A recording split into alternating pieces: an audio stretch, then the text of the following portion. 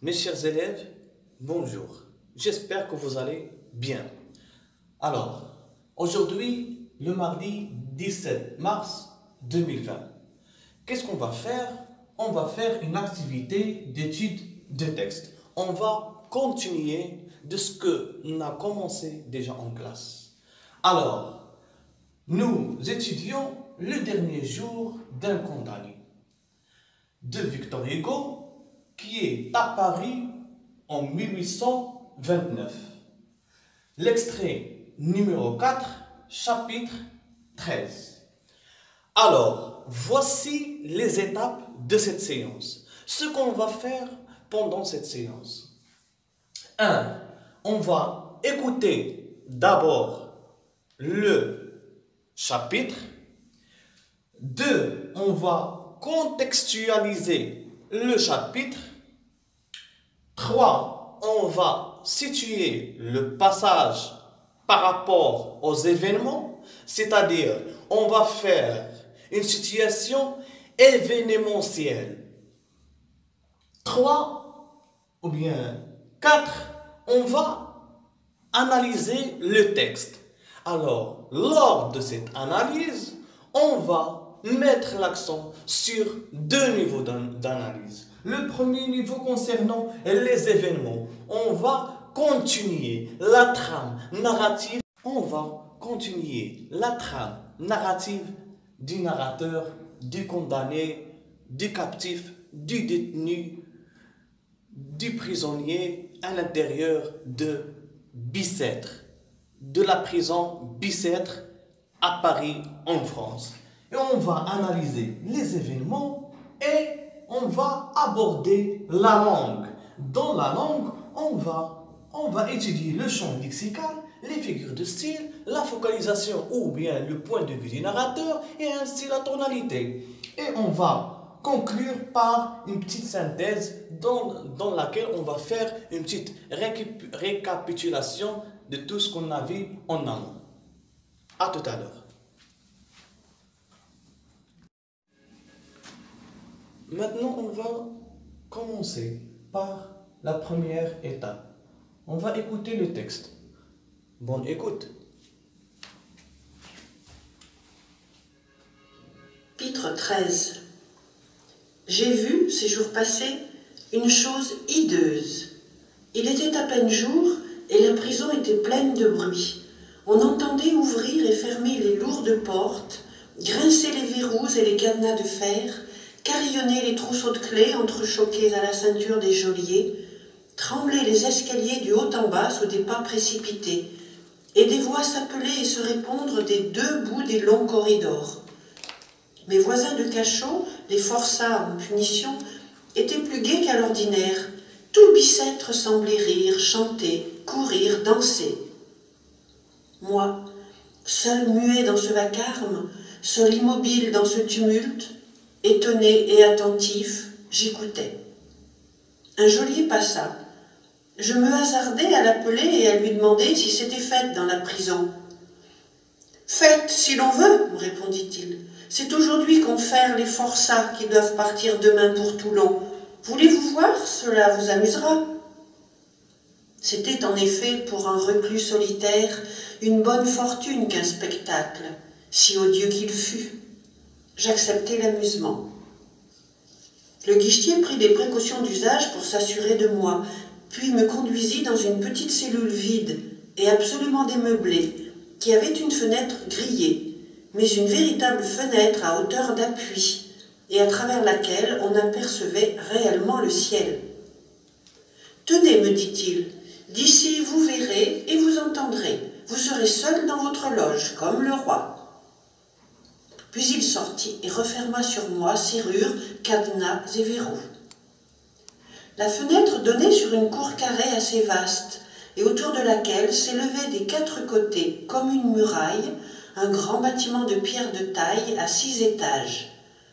Rien de plus dégradé, de plus nu, de plus misérable à l'œil que cette quadruple façade percée d'une multitude de fenêtres grillées, auxquelles se tenaient collés, du bas en haut, une foule de visages maigres et blêmes, pressés les uns au-dessus des autres, comme les pierres d'un mur, et tous, pour ainsi dire, encadrés dans les entrecroisements des barreaux de fer. C'étaient les prisonniers, spectateurs de la cérémonie en attendant leur jour d'être acteurs. On eût dit des âmes en peine aux soupiraux du purgatoire qui donnent sur l'enfer. Tous regardaient en silence la cour vide encore. Ils attendaient. Parmi ces figures éteintes et mornes, çà et là brillaient quelques yeux perçants et vifs, comme des points de feu. Le carré de prison qui enveloppe la cour ne se referme pas sur lui-même. Un des 4 pans de l'édifice, celui qui regarde le levant, est coupé vers son milieu et ne se rattache au pan voisin que par une grille de fer. Cette grille s'ouvre sur une seconde cour, plus petite que la première, et comme elle, bloquée de murs et de pignons noirâtres. Tout autour de la cour principale, des bancs de pierre s'adossent à la muraille. Au milieu se dresse une tige de fer courbée, destinée à porter une lanterne. Midi sonna. Une grande porte cochère, cachée sous un enfoncement, s'ouvrit brusquement. Une charrette, escortée d'espèces de soldats sales et honteux, en uniforme bleu, à épaulettes rouges et à bandoulière jaune, entra lourdement dans la cour avec un bruit de ferraille. C'étaient la chiourme et les chaînes. Au même instant, comme si ce bruit réveillait tout le bruit de la prison, les spectateurs des fenêtres, jusqu'alors silencieuses et immobiles, éclatèrent en cris de joie, en chansons, en menaces, en imprécations, mêlées d'éclats de rire, poignants à entendre. On eût cru voir des masques de démons. Sur chaque visage parut une grimace. Tous les poings sortirent des barreaux, toutes les voix hurlèrent, tous les yeux flamboyèrent.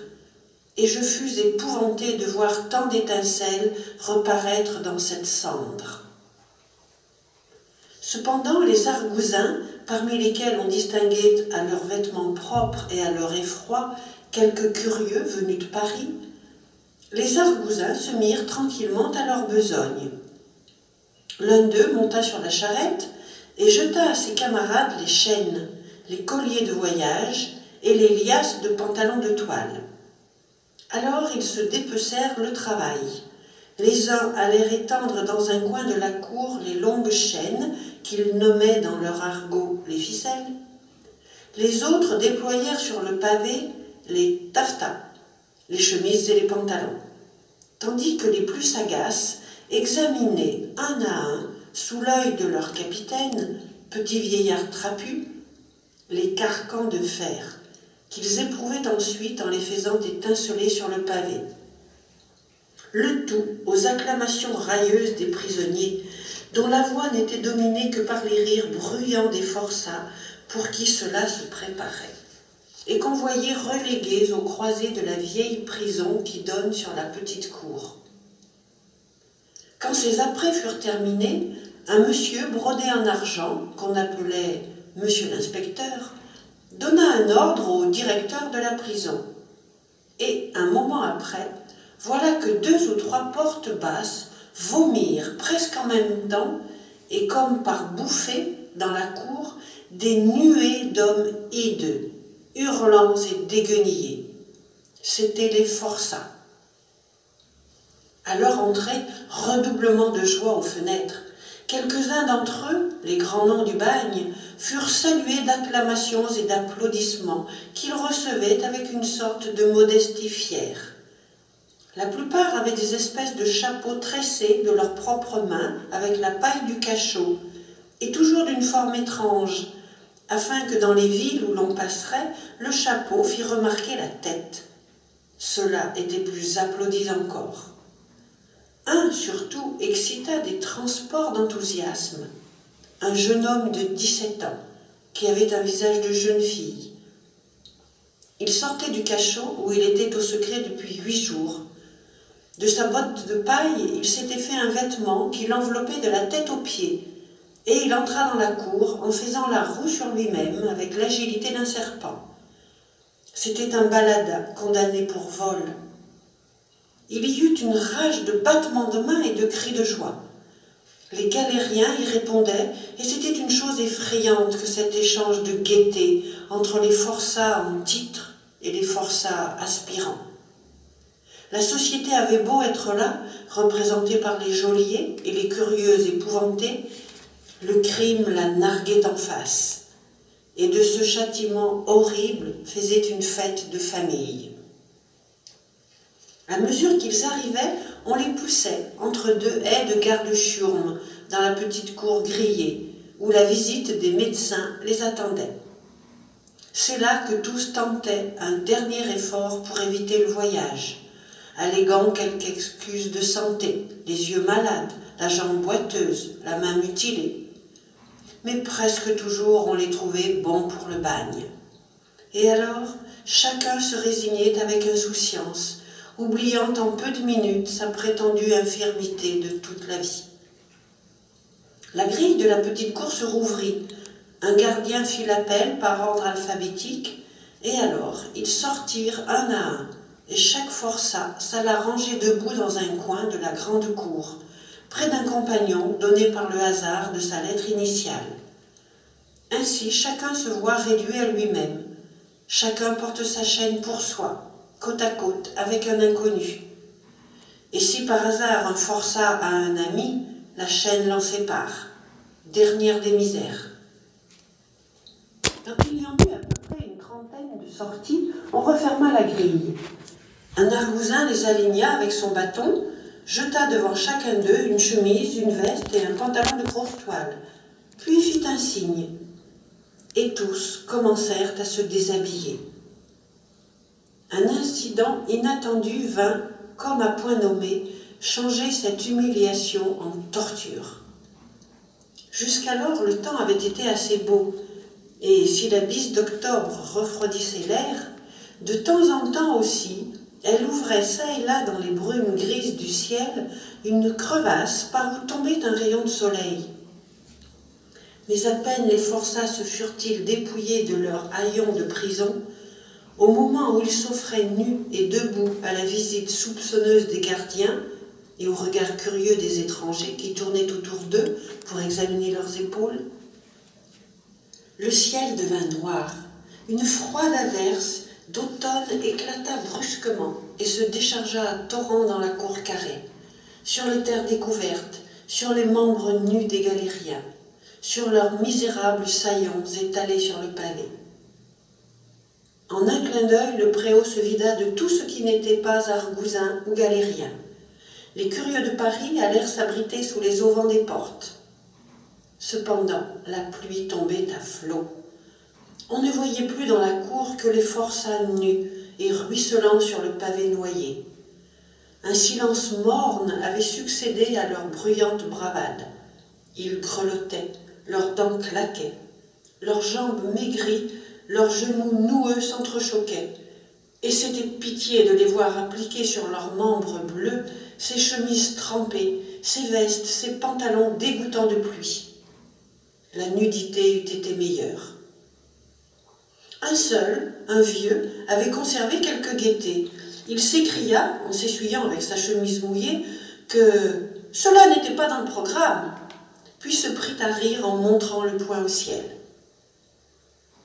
Quand ils eurent revêtu les habits de route, on les mena par bandes de 20 ou 30 à l'autre coin du préau, où les cordons allongés à terre les attendaient. Ces cordons sont de longues et fortes chaînes, coupées transversalement de 2 en 2 pieds par d'autres chaînes plus courtes, à l'extrémité desquelles se rattache un carcan carré, qui s'ouvre au moyen d'une charnière pratiquée à l'un des angles et se ferme à l'angle opposé par un boulon de fer, rivé pour tout le voyage sur le cou du galérien. Quand ces cordons sont développés à terre, ils figurent assez bien la grande arête d'un poisson. On fit asseoir les galériens dans la boue, sur les pavés inondés. On leur essaya les colliers, puis 2 forgerons de la chiourme, armés d'enclumes portatives, les leur rivèrent à froid à grands coups de masse de fer. C'est un moment affreux où les plus hardis pâlissent. Chaque coup de marteau asséné sur l'enclume appuyé à leur dos fait rebondir le menton du patient. Le moindre mouvement d'avant en arrière lui ferait sauter le crâne comme une coquille de noix. Après cette opération, ils devinrent sombres. On n'entendait plus que le grelottement des chaînes, et par intervalles, un cri et le bruit sourd du bâton des gardes-chiourmes sur les membres des récalcitrants. Il y en eut qui pleurèrent. Les vieux frissonnaient et se mordaient les lèvres. Je regardais avec terreur tous ces profils sinistres dans leur cadre de fer. Ainsi, après la visite des médecins, la visite des geôliers. Après la visite des geôliers, le ferrage. 3 actes à ce spectacle. Un rayon de soleil reparut. On eût dit qu'il mettait le feu à tous ces cerveaux. Les forçats se levèrent à la fois comme par un mouvement convulsif. Les 5 cordons se rattachèrent par les mains et tout à coup se formèrent en ronde immense autour de la branche de la lanterne. Ils tournaient à fatiguer les yeux. Ils chantaient une chanson du bagne, une romance d'argot, sur un air tantôt plaintif, tantôt furieux et gai. On entendait par intervalles des cris grêles, des éclats de rire déchirés et haletants se mêler aux mystérieuses paroles. Puis des acclamations furibondes. Et les chaînes qui s'entrechoquaient en cadence servaient d'orchestre à ce chant plus rauque que leur bruit. Si je cherchais une image du sabbat, je ne la voudrais ni meilleure ni pire. On apporta dans le préau un large baquet. Les gardes-chiourmes rompirent la danse des forçats à coups de bâton et les conduisirent à ce baquet, dans lequel on voyait nager je ne sais quelles herbes, dans je ne sais quel liquide fumant et sale. Ils mangèrent. Puis, ayant mangé, ils jetèrent sur le pavé ce qui restait de leur soupe et de leur pain bis, et se remirent à danser et à chanter. Il paraît qu'on leur laisse cette liberté le jour du ferrage et la nuit qui le suit. J'observais ce spectacle étrange avec une curiosité si avide, si palpitante, si attentive, que je m'étais oublié moi-même. Un profond sentiment de pitié me remuait jusqu'aux entrailles, et leur rire me faisait pleurer. Tout à coup, à travers la rêverie profonde où j'étais tombée, je vis la ronde hurlante s'arrêter et se taire. Puis tous les yeux se tournèrent vers la fenêtre que j'occupais. « Le condamné, le condamné !» crièrent-ils tous en me montrant du doigt, et les explosions de joie redoublèrent. Je restais pétrifiée. J'ignore d'où ils me connaissaient et comment ils m'avaient reconnue. « Bonsoir, bonsoir !» me crièrent-ils avec leur ricanement atroce. Un des plus jeunes, condamné aux galères perpétuelles, face luisante et plombée, me regarda d'un air d'envie en disant « Il est heureux, il sera rogné. Adieu, camarade !» Je ne pus dire ce qui se passait en moi. J'étais leur camarade, en effet. La grève est sœur de Toulon. J'étais même placé plus bas qu'eux. Ils me faisaient honneur. Je frissonnais. Oui, leur camarade. Et quelques jours plus tard, j'aurais pu aussi, moi, être un spectacle pour eux. J'étais demeuré à la fenêtre, immobile, perclus, paralysé. Mais quand je vis les 5 cordons s'avancer, se ruer vers moi avec des paroles d'une infernale cordialité, quand j'entendis le tumultueux fracas de leurs chaînes, de leurs clameurs, de leurs pas au pied du mur, il me sembla que cette nuée de démons escaladait ma misérable cellule. Je poussai un cri, je me jetai sur la porte d'une violence à la briser, mais pas moyen de fuir. Les verrous étaient tirés en dehors. Je heurtais, j'appelais avec rage. Puis il me sembla entendre de plus près encore les effrayantes voix des forçats. Je crus voir leur tête hideuse paraître déjà au bord de ma fenêtre. Je poussai un second cri d'angoisse et je tombai, évanouie.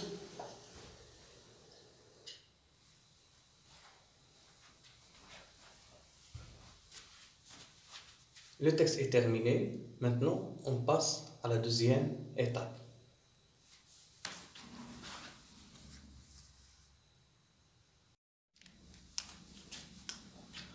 continue nos étapes. Maintenant, on va commencer l'étape numéro 2. Contextualiser ou bien contextualisation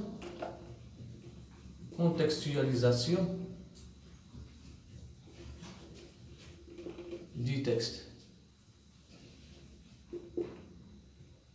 Contextualisation du texte.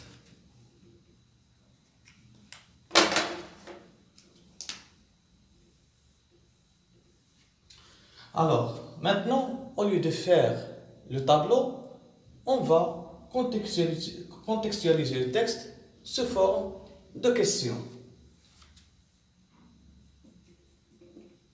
Quel est l'intitulé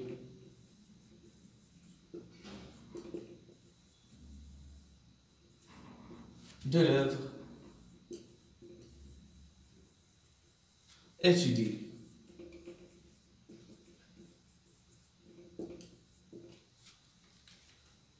La réponse, toujours on commence avec le sujet de la phrase. L'intitulé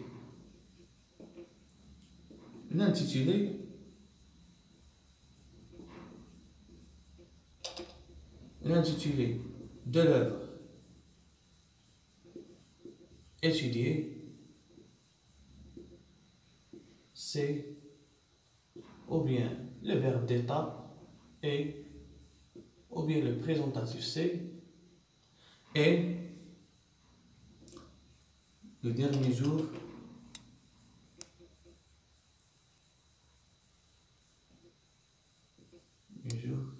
d'un condamné.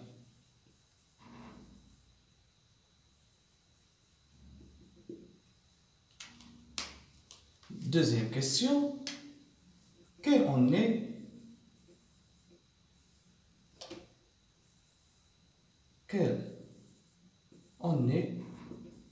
son auteur? La réponse, toujours on commence avec le sujet. L'auteur de l'œuvre, c'est ou bien est Victor Hugo.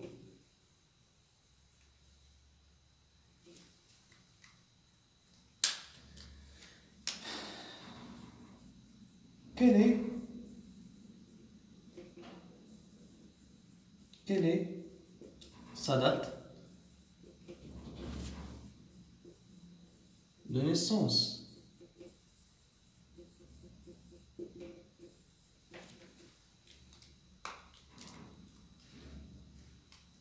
Toujours, on commence avec le sujet, sa date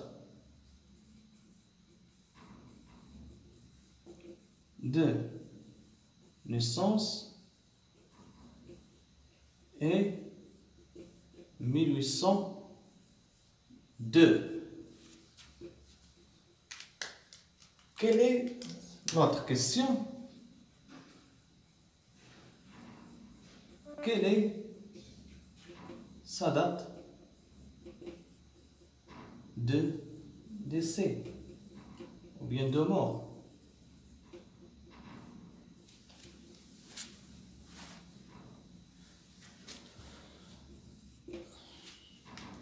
La réponse,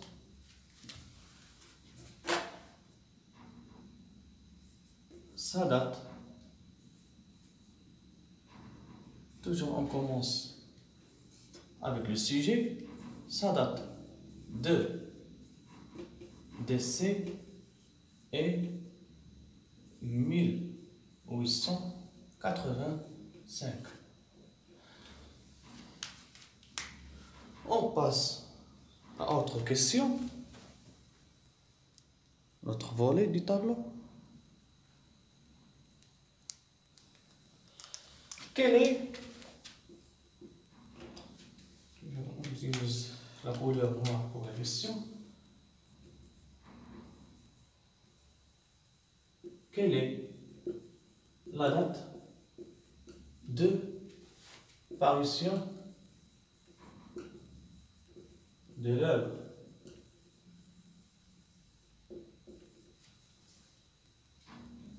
Toujours, on commence avec le sujet, la date, je m'excuse, la date de parution de l'œuvre, la date de parution de l'œuvre est 1829. Maintenant, autre question. À quel courant littéraire, à quel siècle, ou bien à quel siècle appartient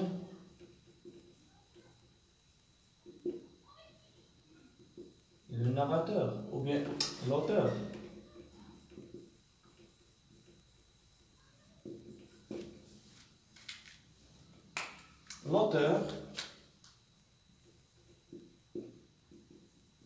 L'auteur appartient, toujours on commence par le sujet. Le sujet plus le verbe. L'auteur appartient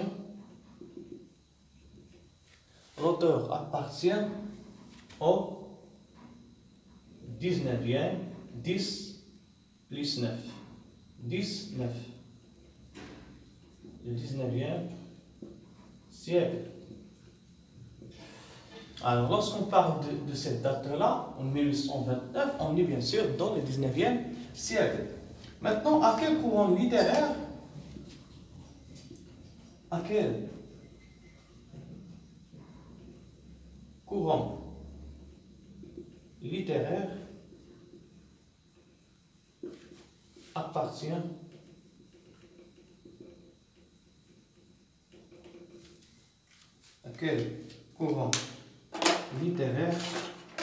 appartient l'auteur?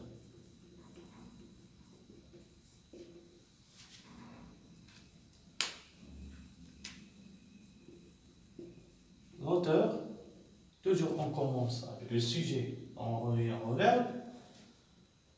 L'auteur appartient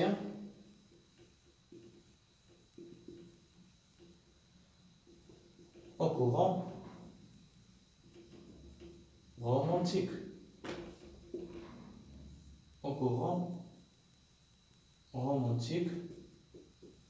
Ou bien le romantisme. Et alors sachez-vous que Victor Hugo, l'un des chefs de... Maintenant, on passe à la troisième étape. On va situer le passage. Alors, le condamné a été préoccupé par l'avenir de sa petite fille Marie qui est âgée de 3 ans. Le condamné, ou bien, après avoir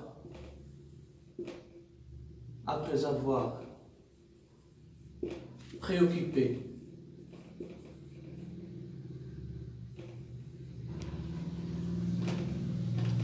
par l'avenir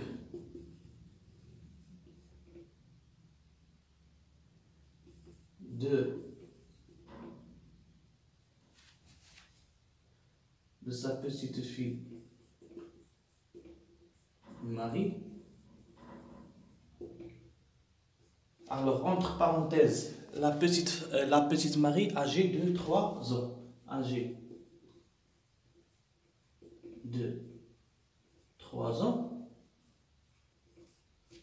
virgule, le condamné, ou bien le captif, ou bien le détenu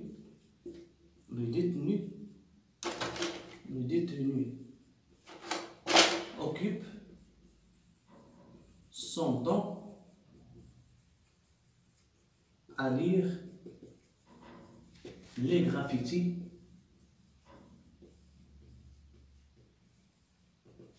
sur les murs de son cachot.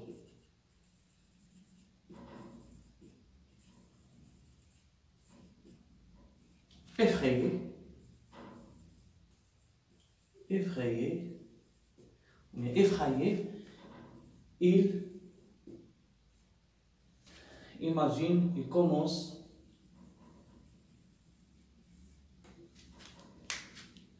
alors je continue ici, j'efface cette partie-là. Alors je commence dans l'autre partie. J'efface cette partie-là.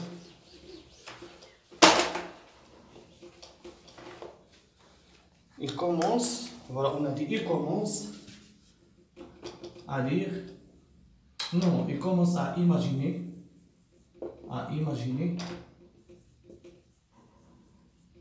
leur spectre. Alors les spectres, leurs spectres, ce sont les spectres des anciens criminels, des anciens prisonniers qui sont passés dans la même, ou bien dans le même cachot, ou bien dans la même cellule. Dans sa cellule.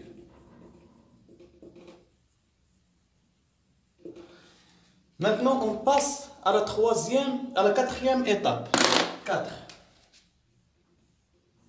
Quatrième étape. Les axes. L'analyse du texte, où on va voir analyse, voilà, l'analyse du texte. Analyse du texte. On va analyser le texte et on va le diviser en axes. Premier axe et ainsi de suite.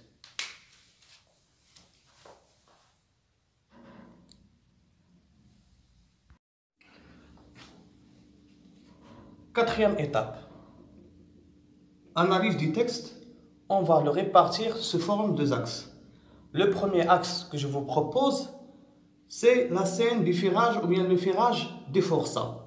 Qu'est-ce que ça veut dire? D'abord, le ferrage, le mot ferrage.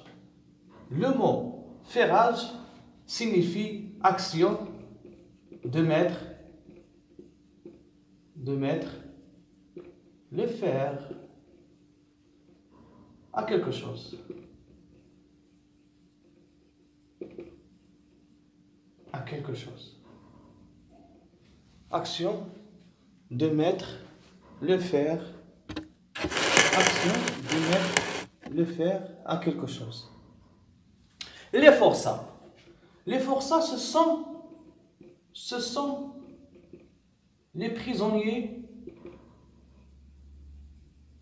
Ce sont les prisonniers condamnés aux travaux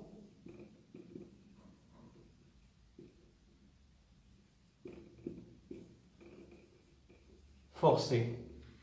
Dit autrement,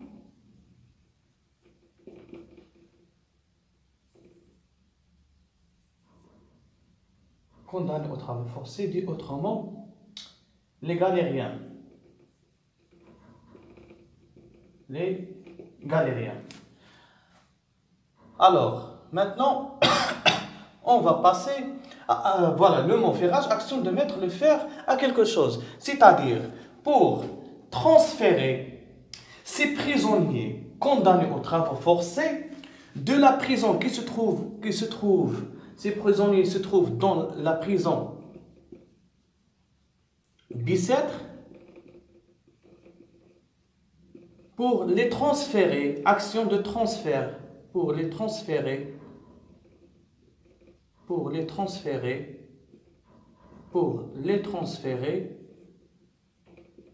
à Toulon. À Toulon. Toulon, c'est le lieu. Toulon,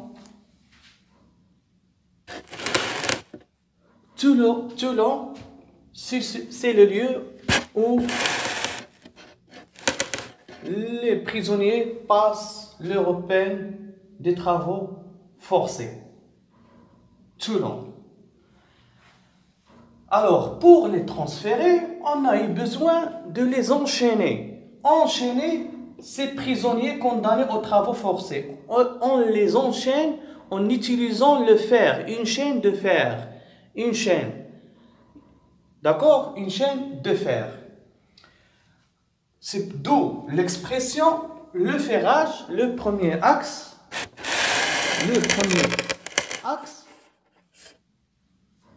Le ferrage des forçats.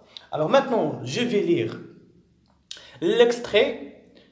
Et je vais choisir quelques paragraphes sur lesquels on va assister, qui sont très intéressants pour nous, pour l'analyse. Et on va savoir de quoi s'agit-il. Je commence la lecture et au fur et à mesure, je vais faire l'analyse. J'ai vu ces jours passés une chose hideuse. J'ai vu ces jours passés une chose hideuse. Ces jours passés, de quel jour parle ces jours passés? J'ai vu ces jours passés. De quel jour parle le captif, le détenu, le prisonnier? De quel jour parle? Bien sûr, il parle de 6 semaines, comme on l'a vu dans le deuxième chapitre, qu'il lui reste 6 semaines avant l'exécution de la peine de mort. 6 semaines avant l'exécution de la peine de mort. 6 semaines avant l'exécution de la peine de mort. J'ai vu ces jours passés. Ces jours passés. Ce sont les jours des 6 semaines qui lui restent avant l'exécution de sa peine de mort. Chose hideuse. Pour le captif, alors le temps coule si vite, il est empressé. Il se sent la peine, et la douleur, et la souffrance physique, et la souffrance morale. Il se trouve inquiet, perclus, paralysé mentalement. Il ne pense à rien que sa peine qui lui afflige, ses idées affligent son esprit. Écoutez, mes chers élèves.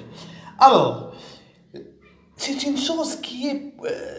ces jours qui se passent vite, c'est une chose qui est hideuse, qui n'est pas acceptable. C'est quelque chose qui est détestable, qu'on déteste. Alors, cette expression, bien sûr, exprime le refus. D'accord? Il est interdit, il n'accepte pas cette peine. Et il se sent bien sûr la peur. Il est effrayé par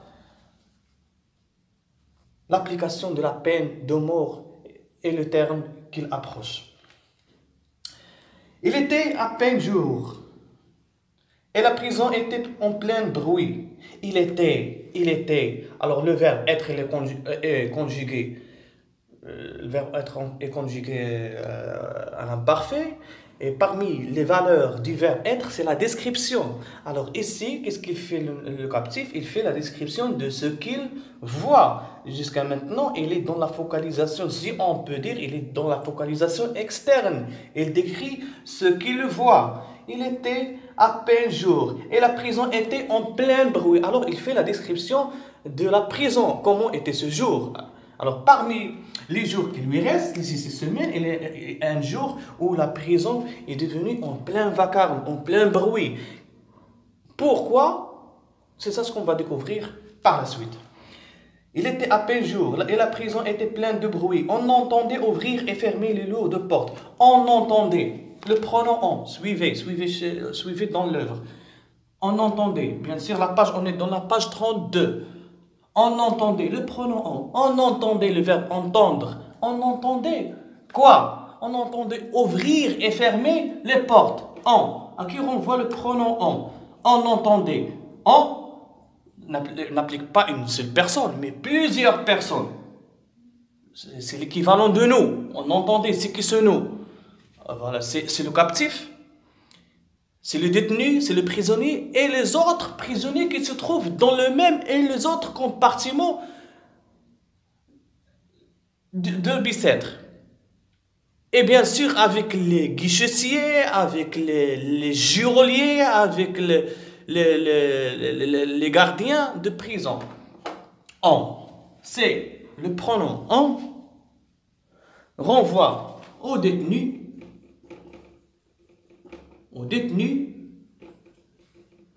renvoie aux autres prisonniers. C'est en englobant. C'est un pronom englobant. Il englobe tout. Les prisonniers, les geôliers ou bien les gardiens de prison, etc. Tout ce qui est à l'intérieur de la prison. On entendait ouvrir et fermer. Ouvrir, le verbe ouvrir et fermer. Ces deux mots sont séparés par la conjonction et. On entendait ouvrir et fermer. On a bien sûr l'antithèse. Grincer les verrous et le cadenas de fer. Carillonner les trousseaux. Deux clés entrechoquées. Carillonner, on entendait carillonner le trousseau. Alors bien sûr, le gardien de prison, ils ont bien sûr des trousseaux. Des trousseaux, on dit qu'il s'agit d'un accessoire du gardien, sous forme d'un bracelet où des clés sont enchaînées. Ils contiennent des clés, les clés des cellules ou bien des cachots. On entendait les clés entrechoquées à la ceinture des geôliers ou bien gardiens de prison. Trembler les escaliers du haut en bas sous les pas précipités. Trembler les escaliers du bas en haut. Bas et haut, ce sont deux termes opposés séparés par plusieurs mots dans l'antithèse. Il y a une sorte, bien sûr, d'exagération. On ne peut pas avoir tremblé les escaliers sans qu'il y ait un événement fort, un événement extraordinaire. Quelque chose qui appartient à l'être humain ne peut pas généralement trembler les escaliers. Il y a une sorte d'exagération. Il y a de l'hyperbole, si on peut dire. Trembler les escaliers du haut en bas sous des pas précipités, et des voix s'appeler et se répandre au bout des longs corridors. Des longs corridors. Les corridors. Maintenant, le mot corridor. Qu'est-ce que signifie le mot corridor? Trembler les escaliers, des voix s'appeler et se répandre debout de longs corridors. Corridors, ce sont des passages très étroits à l'intérieur de la prison Bicêtre. Imaginez avec moi qu'il s'agit de la prison Bicêtre. Ça, c'est la prison Bicêtre. Ça, c'est la prison Bicêtre. Et on a dit Bicêtre. Bicêtre, c'est une prison qui se trouve à Paris. Alors, à l'intérieur de la Bicêtre, il y a bien sûr des compartiments.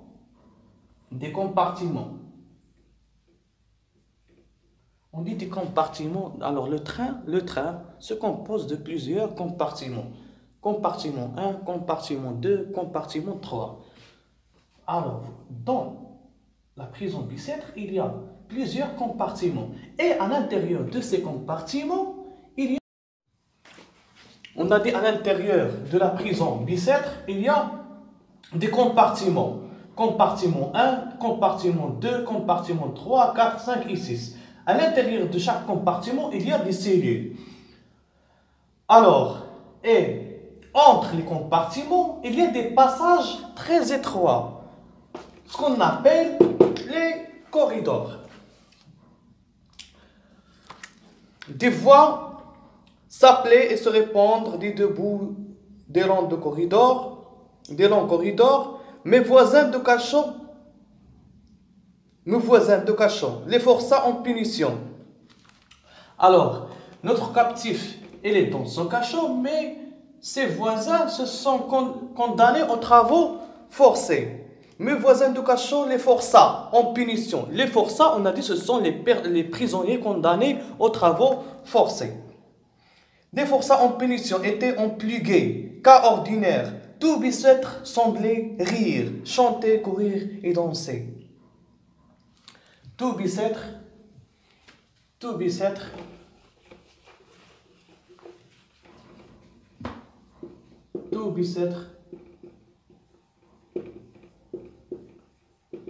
semblait rire. sembler rire, chanter, courir, danser. Tout bicêtre. Sembler rire, chanter, courir, danser. Tout bicêtre. Tout bicêtre. Alors, bicêtre, on a dit que bicêtre, c'est la prison. La prison, c'est le bâtiment, bicêtre. Mais est-ce que bicêtre qui chante? Non. La réponse, c'est non. Pourquoi? C'est ce qui est à l'intérieur de bicêtre.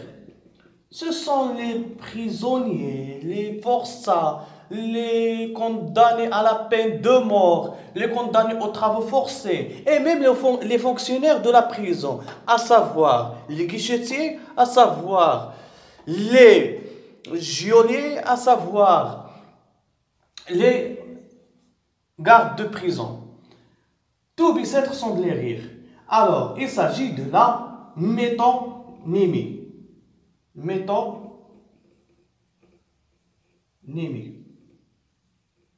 Qu'est-ce que ça veut dire la métonymie? C'est une figure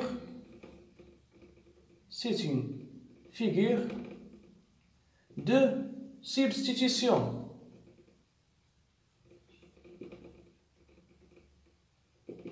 Qui sert à mettre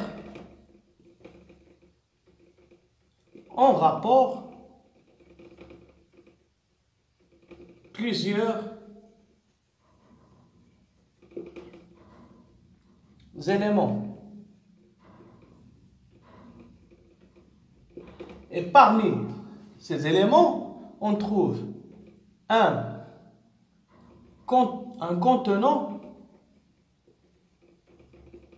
pour désigner le contenu. Le contenant, c'est la prison, c'est le bâtiment bicêtre, mais le contenu, ce sont les prisonniers et les fonctionnaires de la prison. Sembler rire,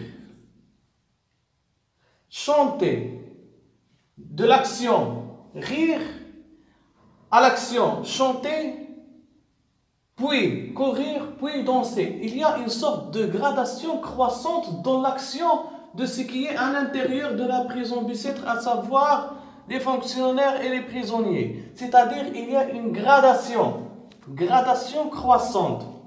Alors dans cette expression, il y a une gradation croissante. Gradation croissante.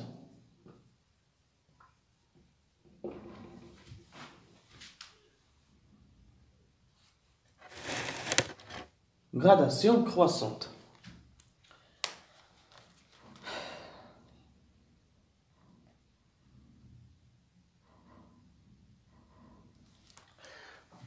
Alors, je fasse notre partie pour que je puisse continuer l'explication.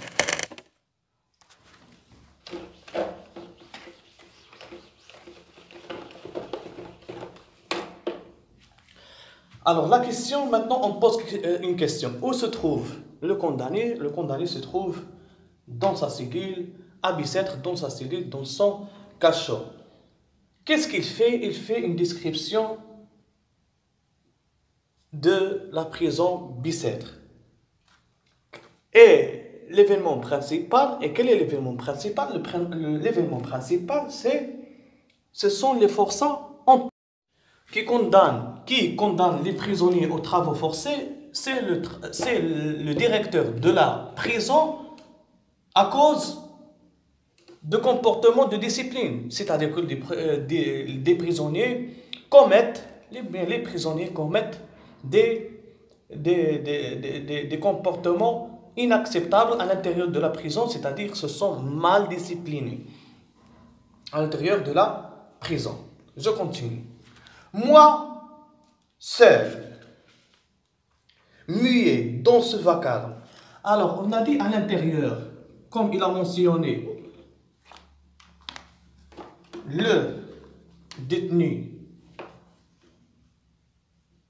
D'abord, c'est que il y a un bruit dans la prison Bicêtre.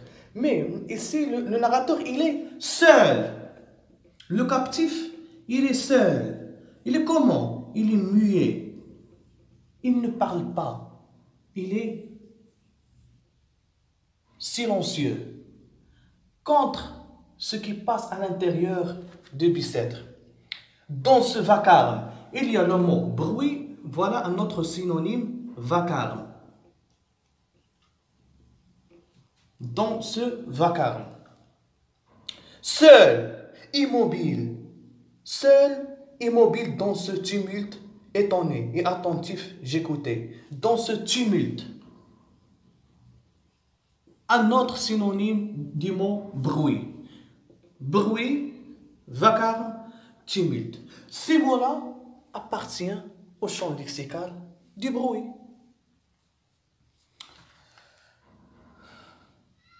Le geôlier passa.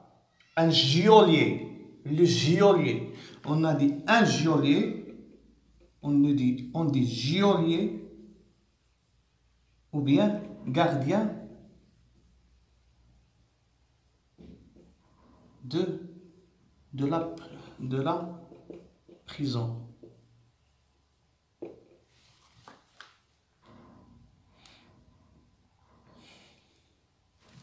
Geôlier ou bien gardien de la prison. Un geôlier passa. Je me hasardai à l'appeler et à lui demander si c'était la fête dans la prison. Alors ici, le narrateur, il se demande dans une interrogation indirecte si, il demande bien sûr au geôlier si était la cause de ce bruit, de ce vacarme, de ce tumulte, s'il est une fête, s'il s'agit d'une fête à l'intérieur de la prison Bicêtre. Un geôlier passa. Je me hasardai à l'appeler et à lui demander si c'était la fête en prison. Fête, si l'on veut, me répondit-il. C'est aujourd'hui qu'on fait les forçats. C'est aujourd'hui qu'on fait.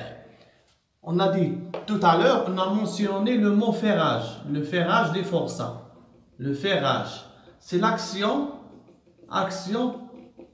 de mettre les prisonniers ou bien les forçats, on a dit les forçats, ce sont les condamnés aux travaux forcés. Je dis et je répète de temps en temps les mots pour que vous puissiez les imprégner dans votre cerveau. Action de mettre les forçats en chaîne de fer. En chaîne de fer. Action de mettre les forçats en chaîne de fer. D'accord?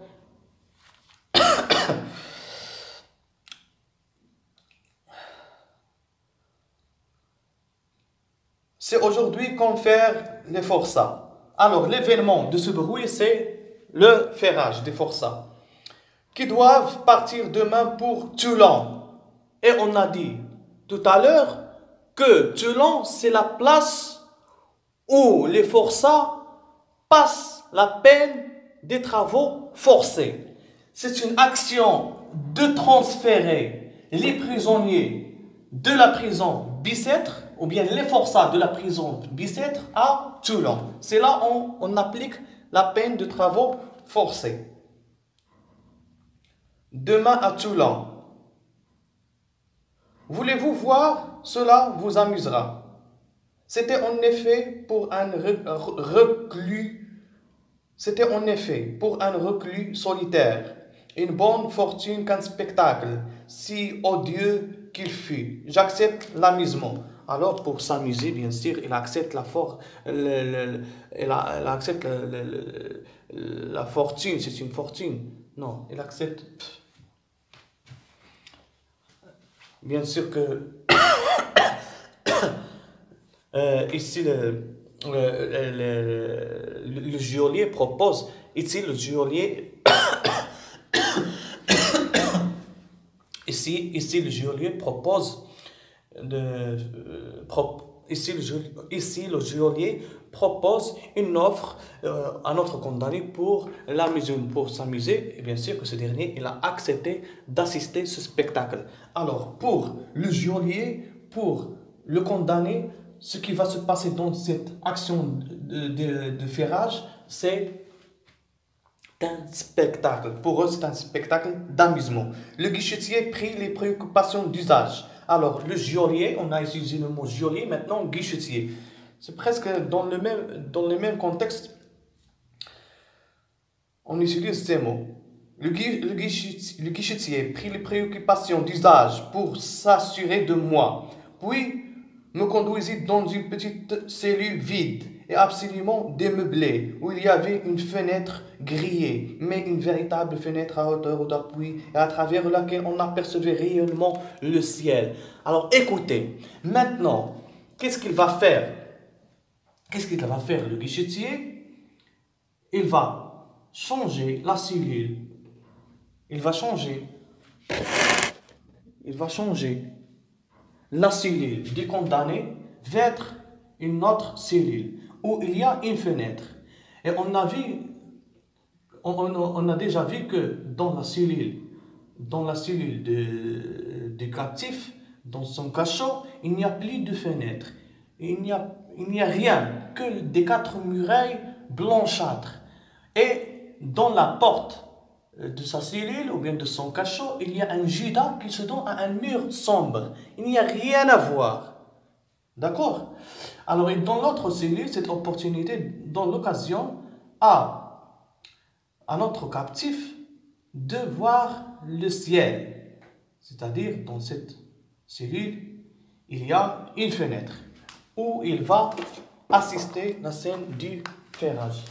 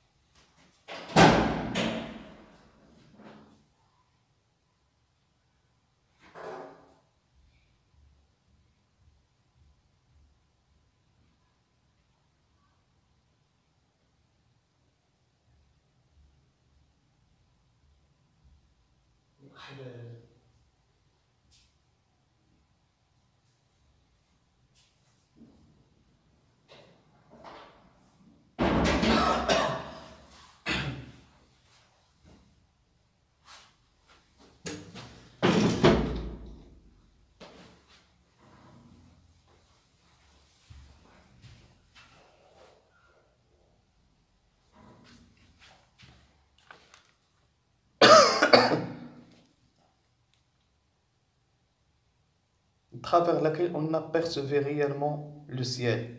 Alors on a dit que le condamné, que le guichetier a donné une opportunité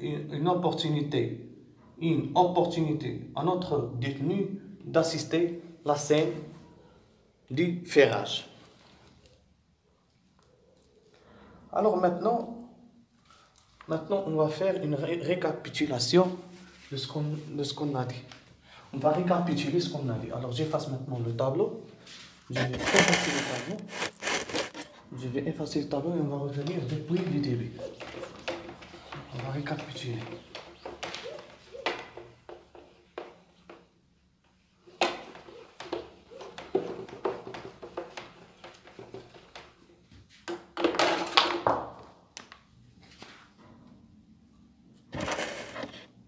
Alors, axe 1, le ferrage des forçats.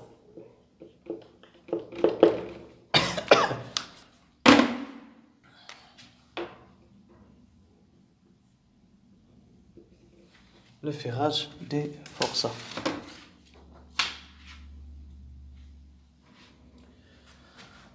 Alors, on va répondre à ces questions. Où se trouve le condamné? Le condamné, la réponse, le condamné trouve dans sa cellule ou bien cachot ou bien chambre de prison, chambre de la prison. Deuxième question. Qu'est-ce qu'il fait? Qu'est-ce qu'il fait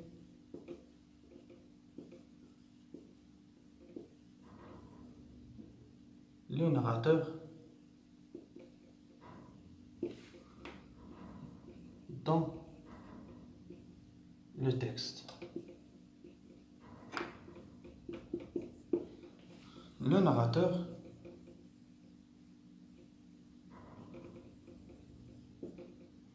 nous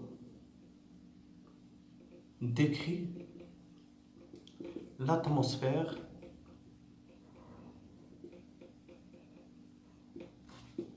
qui règne la prison Bicêtre. Deux points pour qu'on puisse expliquer cette description. Alors, elle était, c'est-à-dire la prison Bicêtre, elle était en bruit, en vacarme, à cause du ferrage.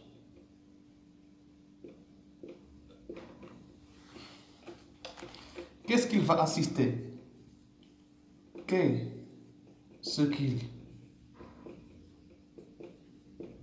Qu'est-ce qu'il va assister le captif, ou bien le détenu, ou bien le prisonnier, ou bien le condamné à mort? Il va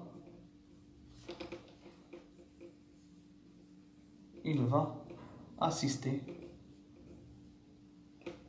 la scène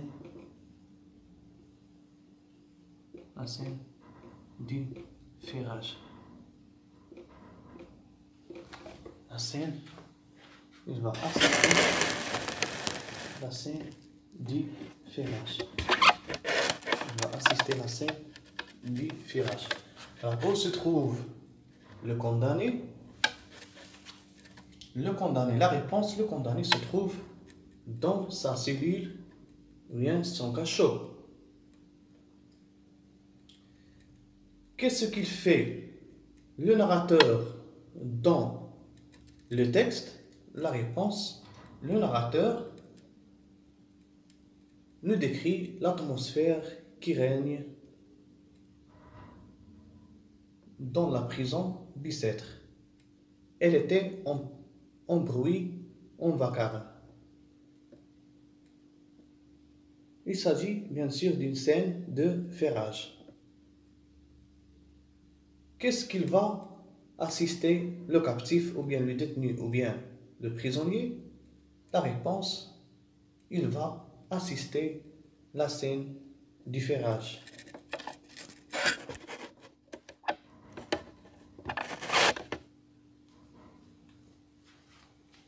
Alors maintenant, on passe à autre chose.